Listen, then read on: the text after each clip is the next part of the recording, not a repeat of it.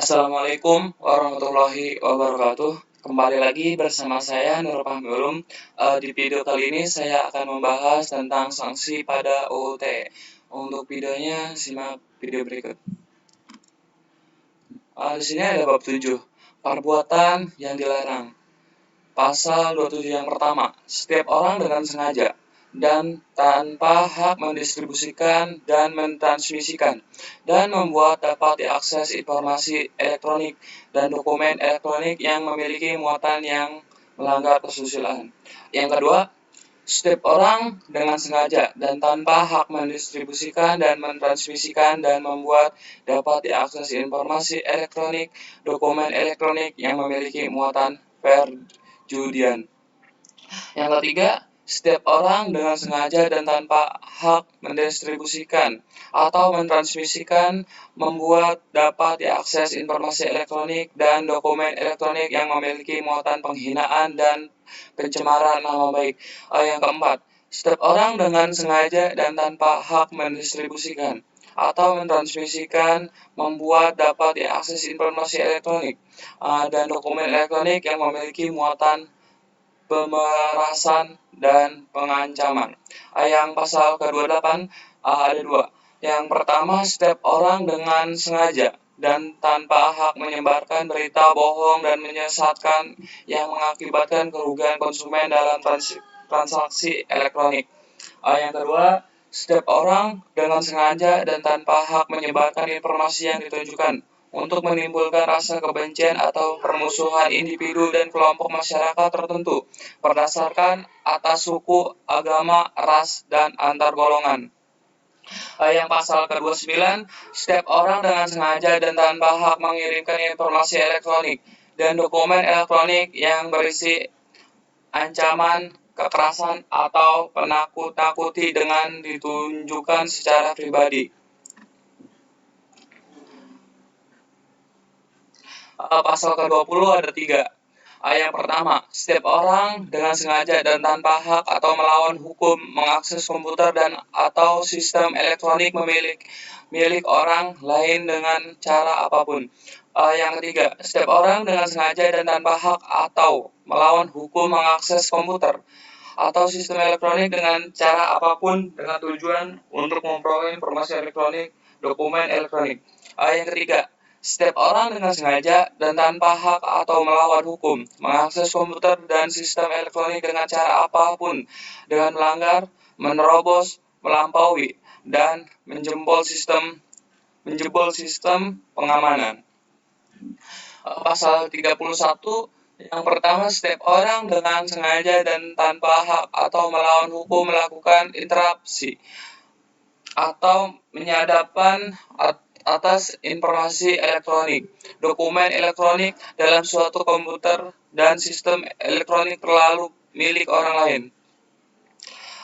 Yang kedua, setiap orang dengan sengaja dan tanpa hak atau melawan hukum melakukan interupsi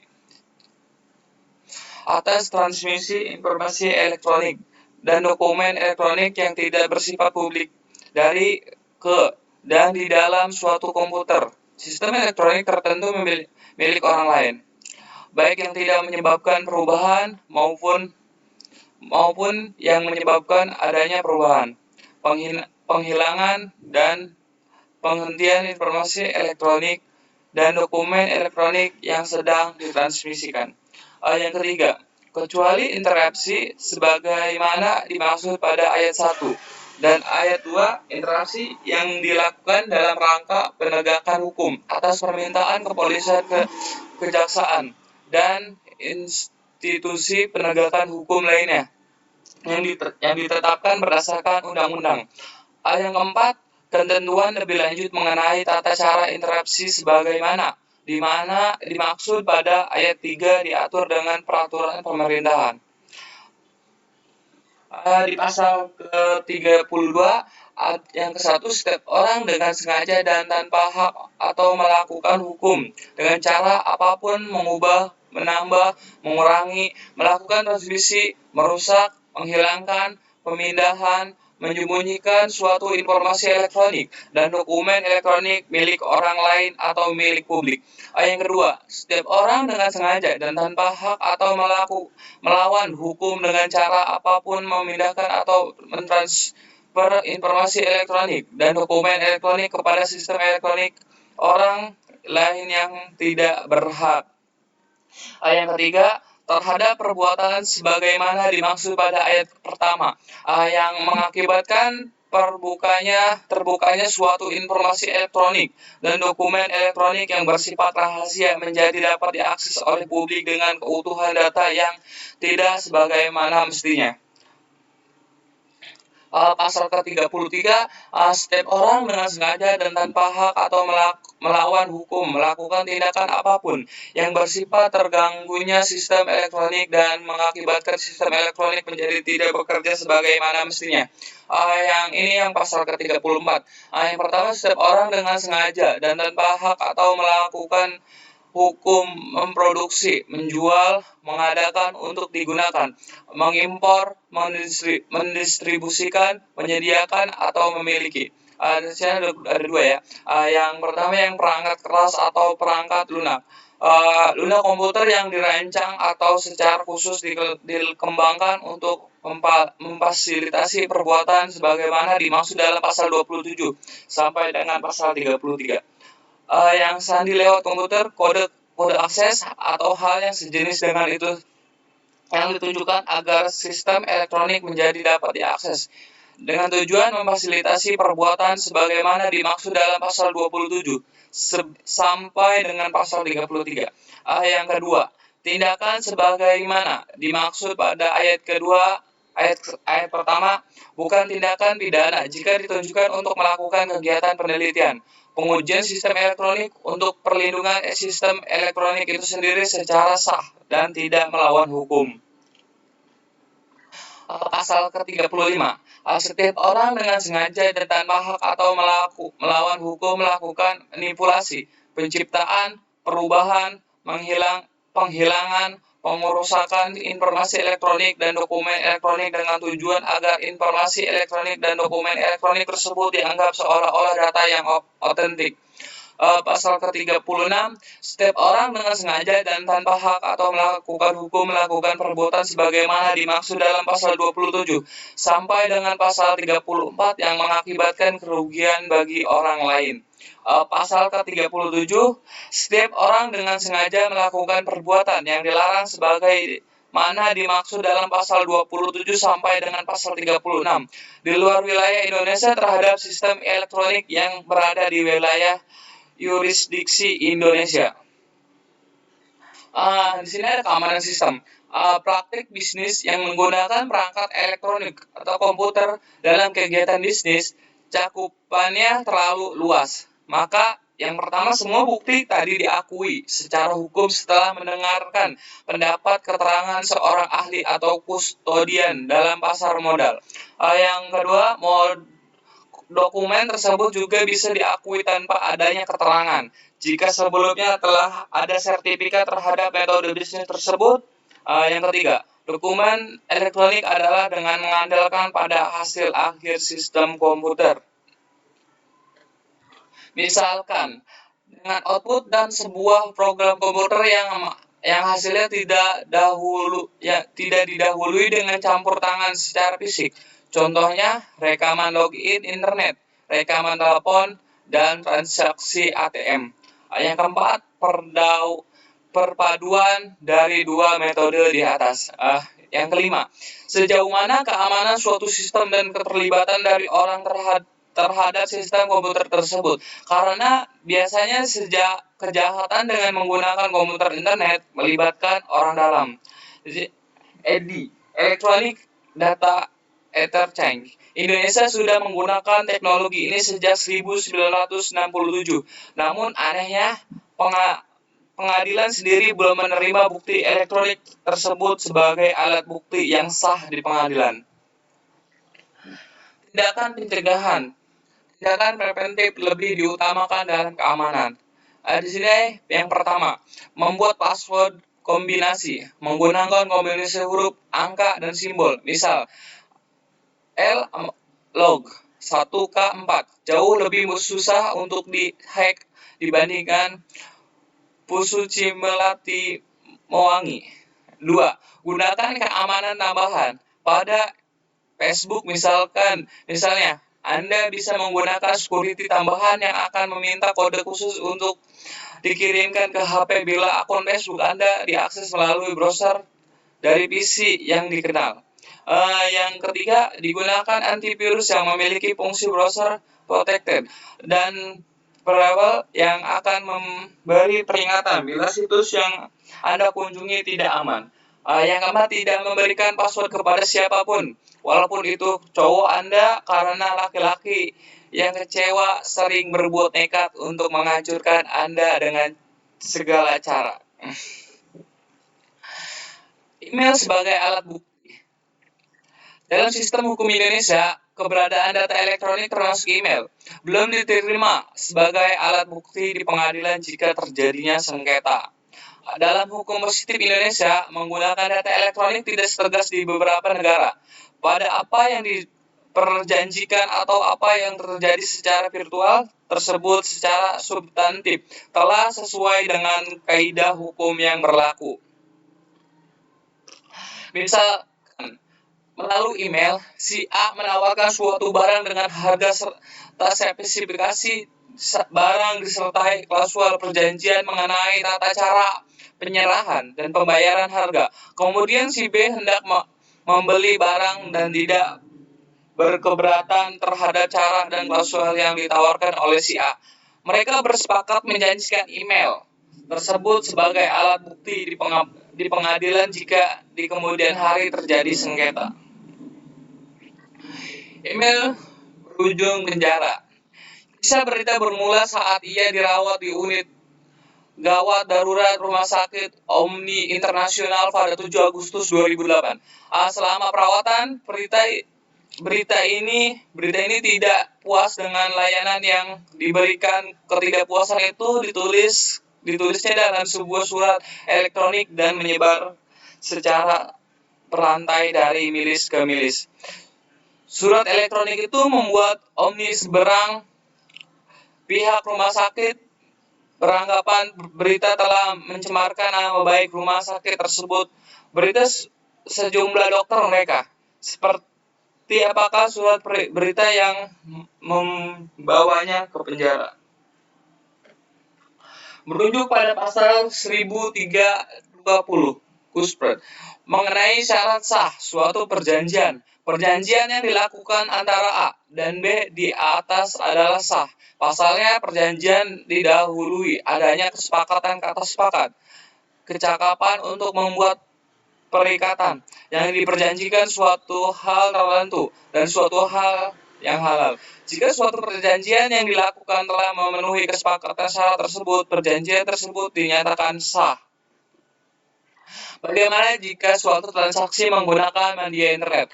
Satu hal yang mungkin dan perlu diingat bahwa perikatan yang diatur di dalam buku 3 Cooper sikapnya terbuka. Artinya sepanjang para pihak menyepakati suatu perjanjian dilangsungkan secara elektronik dengan menggunakan email sebagai bukti transaksi, perjanjian yang dibuat oleh para pihak adalah sah. Bukti elektronik tersebut jika dicetak memiliki nilai yang sama dengan alat bukti lainnya yang ditentukan di dalam undang-undang. Mengidentikan suatu dokumen. Contoh yang menarik untuk dijadikan rujukan adalah tudingan monopoli yang ditunjukkan kepada Microsoft. Itu linknya ya. Sebagian besar alat bukti yang disampaikan oleh pemerintah Amerika terhadap Microsoft adalah email yang dikirimkan oleh pegawai di perusahaan Microsoft yang dikirimkan ke masing-masing pihak. Masalahnya, email yang dikirim oleh pegawai kantor tersebut cukup mudah untuk dibuktikan autentikasinya, kecuali bisa dibuktikan lain. Email tersebut merupakan alat bukti yang sah di pengadilan. Secara teknis, bila terdapat satu standar keamanan untuk memberikan jaminan keautentikan suatu dokumen, selayaknya transaksi pertukaran informasi yang dilakukan oleh para pihak hak yang dinyatakan valid dan memiliki nilai pembuktian di pengadilan. Hak ini menjadi penting karena penyangkutan persoalan siapa yang mengirimkan email tersebut. Dengan pengakuan siapa yang mengirimkan, tergugat dapat menjadikan bukti tersebut sebagai dasar untuk melakukan gugatan atau penentuan.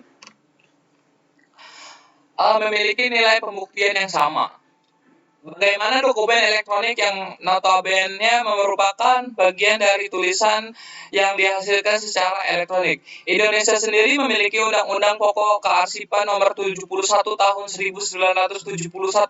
Keberadaan dokumen elektronik telah dikenal sejak 30 tahun lalu. Kemudian Kepres Nomor 8 Tahun 1997 tentang dokumen perusahaan secara tegas mengakui keberadaan media lain selain kertas seperti CD-ROM dan microfilm. Hukum hak di era digital.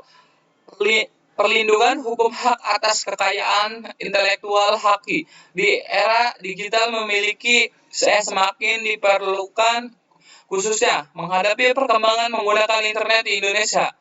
Padahal semakin banyak kalangan bisnis yang menamakan modalnya di internet. Internet sebagai bagian dari era digital telah memberikan tantangan bagi haki. Pasalnya, karya cipta manusia dapat dialirukan dalam bentuk digital yang kemudian perbanyaknya sangat mudah dilakukan. ISP berisiko digugat. Beberapa permasalahan haki yang berkaitan dengan internet dalam era digital diantaranya berkaitan dengan masalah domain name, masalah tanggung jawab ISP, Internet Service Provider. Selain itu, beberapa hal teknis dalam perbuatan situs yang berpotensi untuk melanggar hak cipta, yakni deep-linking, farming, dan inlining. Citra Indonesia di industri e-commerce global. Panjang 2003, bangsa Indonesia, khususnya dokumen internet Indonesia, swasta, asosiasi, pemerintahan maupun civil society, terlalu disibukkan dengan urusan masing-masing. Warning yang disampaikan oleh sebuah perusahaan e-security, Clear.com, yang berbasis di Texas pada pertengahan 2002 lalu bahwa Indonesia berada di urutan kedua negara asal pelaku cybercrime.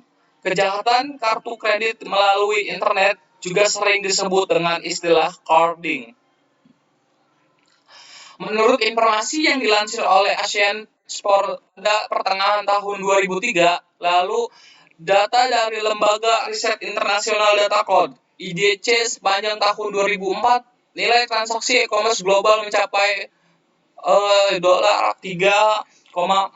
triliun, melesat jauh ketimbang dari tahun 2000 yang hanya berada pada posisi $35,8 miliar. Khusus untuk kawasan Asia, prosentase pendapatan yang akan dapat diraih dari transaksi e-commerce global akan mencapai 10% pada tahun itu. Adapun untuk pembagian porsi kue antara business to business B2B dan business to consumer B2C dalam e-commerce global, secara spesifik, lembaga riset e-market menyatakan bahwa porsi B2B sebesar 87% dan B2C sebesar 13%. Kesimpulannya, yang pertama, di Indonesia keberadaan data elektronik belum bisa diakui secara utuh sebagai alat bukti pengadilan, meskipun saat ini sangat menunjang sekali dalam menyelesaikan kasus-kasus perkara. Yang kedua, EDA. Indonesia sudah digunakan sejak 1967, namun anehnya, pengadilan belum menerima bukti elektronik tersebut sebagai alat bukti yang sah. Yang ketiga, email baru bisa digunakan sebagai bukti apabila diklarifikasi dengan saksi ahli dan email tersebut dibutuhi tanda tangan. Yang keempat, perlindungan hukum hak kekayaan intelektual haki di era digital semakin diperlukan, khususnya menghadapi perkembangan menggunakan internet di Indonesia semakin pesat. Yang kelima, Citra Indonesia berada di mata dunia memburuk akibat meningkatnya pelakuan cyberfraud. Sejak kejahatan kartu kredit melalui internet yang sering disebut dengan istilah carding. Cukup sekian presentasi tentang sanksi UTE saya. Bila ada salah-salah kata, mohon maaf. Wabillahi taufiq walhidayah. Wassalamualaikum warahmatullahi wabarakatuh.